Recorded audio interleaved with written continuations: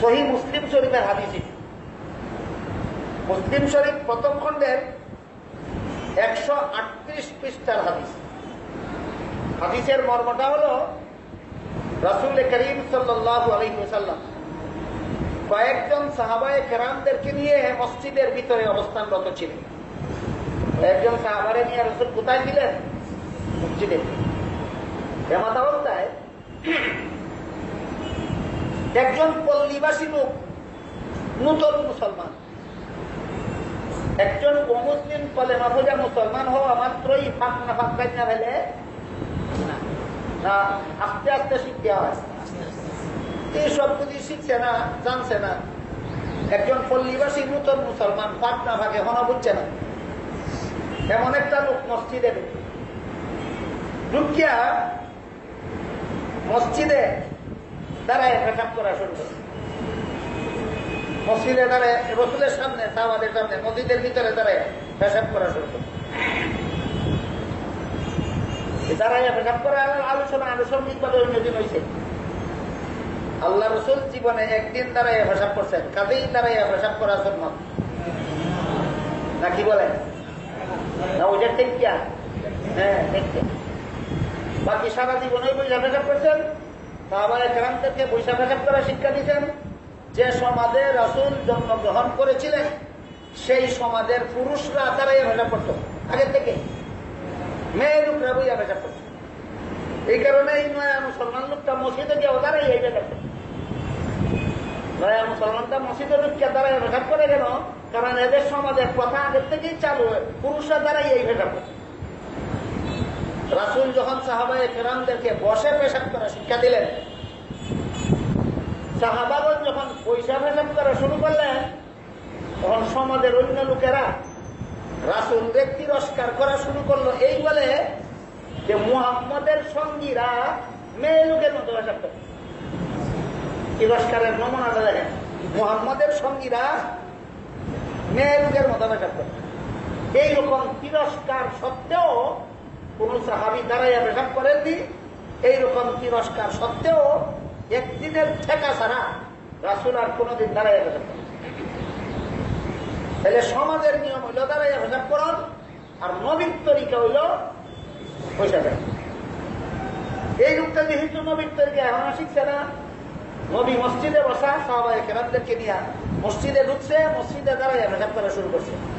রাসূলের কাছে যে সমস্ত সাহাবায়ে কেরাম ছিলেন তারা বলতে লাগলেন, এই বেটা কি করছো, এই কি করছো, সাবধান, বন্ধ কর, বন্ধ কর। তারা বন্ধ করার জন্য নির্দেশ দিতে লাগলেন। আল্লাহ রাসূল তারা বাধা দিলেন, পেশাব করা শুরু করে দিচ্ছেন। এখন তারা বাধা দিলে কি হইব? এখন তো বাধা দিলে দিব দৌড় দিলে তো সারা মসজিদে জড়াইব। এই জন্য রাসূল বললেন, এরে আর বাধা দিও না, পেশাব করা শুরু করে দিছে, এখন শেষ করতে দাও। লোকটা খাতির জমা রাসূলের সামনে মসজিদে দাঁড়াইয়া পেশাব করে শেষ করল।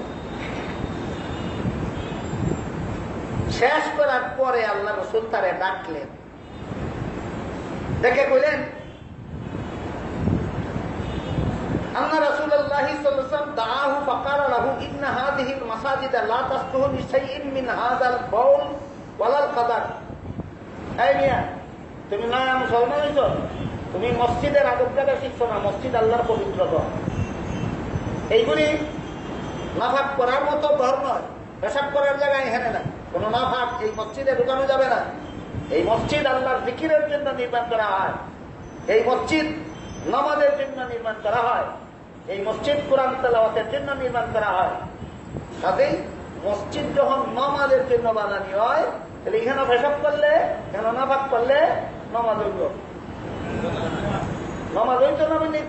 মসজিদের ভিতরে নাফাক ঢুকানি পর্যন্ত দিচ্ছেন, মসজিদের ভিতরে নাফাক ঢুকাইলেও না হয়।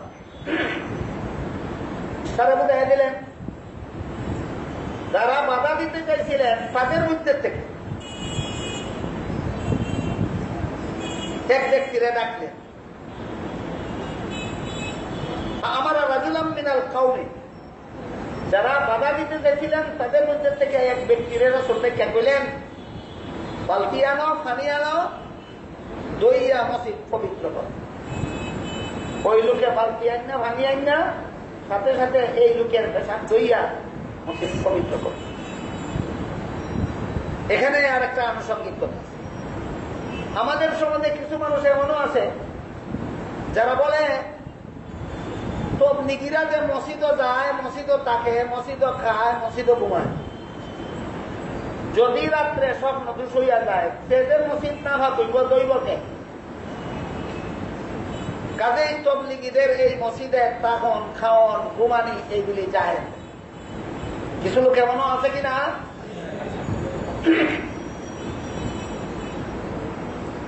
এদের জন্য আমি বলে থাকি যে অবস্থা যদি কোন তবলিগি মসজিদে ঘুমাইলে থাকলো খাইল ঘুমাইল সংসারের কাজে না দিনের কাজে? রমজানের শেষ দিনেও কোন মুসলমান মসজিদ তাকে খায় ঘুমায় কিনা? সংসারের কাজে না দিনের কাজে? দিনের কাজে মসজিদও থাকা, মসজিদও খাওয়া, মসজিদও ঘুমানি, জ্বলন্ত দলিল হইল এতে কাজ। জ্বলন্ত দলিল হইল এতে কাজ। তবলিগীরাও দিনের কাজেই মসজিদও থাকে, মসজিদও খায়, মসজিদও ঘুমায়। কিন্তু বর্তমান দুনিয়ার তবলিগীরা একজন তবলিগীকেও মসজিদে এমন ভাবে থাকতে দেওয়া হয় না যেভাবে থাকলে স্বপ্ন দোষ হইয়া গেলে গাও মসজিদ না হইতে পারে, এইভাবে থাকতে দেওয়া হয় না। অবস্থা স্বপ্ন দোষ হইয়া গেলেও মসজিদ না পাক যেন না হয় সেই ব্যবস্থা মতেই থাকতে দেওয়া হয়।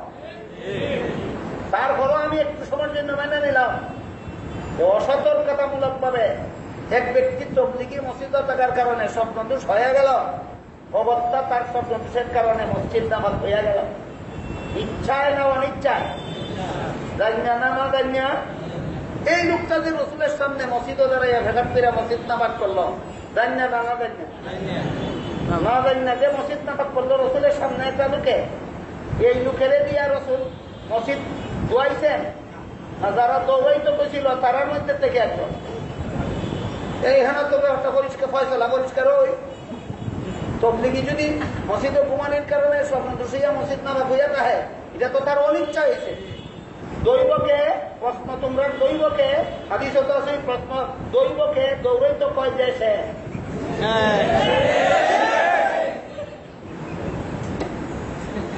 দেখো এর মসজিদ থেকে দৌড়াও হে দইত আছে নিয়ে দিছে, হ্যাঁ আছে আছে। যে নামাজ পড়ছে হেরে দিয়া দোয়াইছেন না, যারা দৌড়াইতে বসেন তারা মধ্যে থেকে একজনের দিয়া দোয়াইছেন।